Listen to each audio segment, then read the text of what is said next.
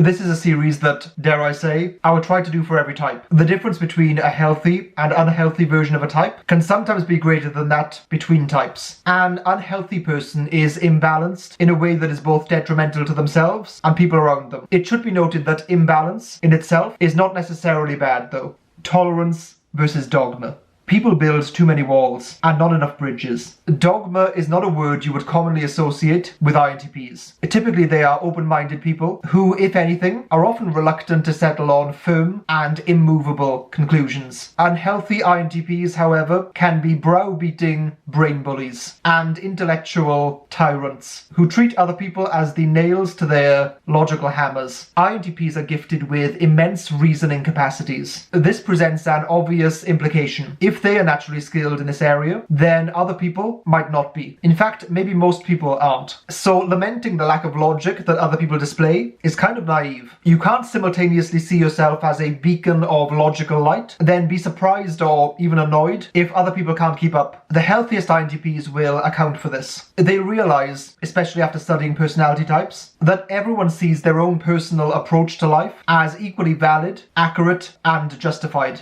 Based on this, you have to meet people at their level if you want to make progress with them. Mature INTPs, instead of arguing with people and displaying their coruscating wit to tear other people's beliefs down, they'll guide people, give them leeway, and use their brain power in a more worthwhile way. Listening to INTPs argue, for example, often involves them trying to correct people's knowledge or their thinking. That is something that rarely works. People rarely change their mind even when they know they're wrong, let alone admit they're wrong in real time. This is going to sound almost offensive to INTPs, but a good belief to internalize would be that there are more important things in life than being right. I can already feel the logical counters to this mindset in the comments, and I'm looking forward to reading them. Being right, being accurate, possessing the truth, those are obviously amazing things. We couldn't function without them, but see them more as vehicles and not ends in themselves. Being right is one of many tools to help people. Fortunately, INTPs can tolerate a lot of uncertainty. In fact, many times they will start arguments or get involved in them because they're kind of annoyed by how certain another person is expressing their views, especially when they might not have thought about them in much detail. These really are not easy things to balance, but if INTPs can at once forgive other people for being too certain at times, whilst also not being too bullish on their own logical conclusions, many things in life will go a lot better. Timing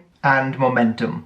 INTPs are unlikely to ever be ultra-energetic, on-the-go, action-oriented kinds of people. They spend a lot of time thinking, observing, and consuming information from all kinds of eclectic realms. But you have to do stuff in life, apparently. There are times where you need to make things happen, through sometimes nothing more than sheer force of will. I've been reading a lot about Abraham Lincoln recently. He's often said to be an INTP. I'm not sure whether he is or not, but either way, his approach is definitely kind of an ideal that INTPs can aim for. He would often find himself in crisis situations, ones that apparently demand really quick decisions and action. Yet the people around him in his cabinet and the press would often find him to be very slow moving and like he was dragging his feet lots of the time. He never seemed to be panicked, in a rush, or rash. I've been trying to figure out whether that's a character flaw of his, something that he succeeded in spite of, whether it was an intentional choice or not, and whether the approach is objectively good or has some kind of wisdom to it. I've concluded that he tailored his approach around his personality and temperament. On some level, he realized that what worked for him would be the best move for all involved eventually. The more I read, and by read I mean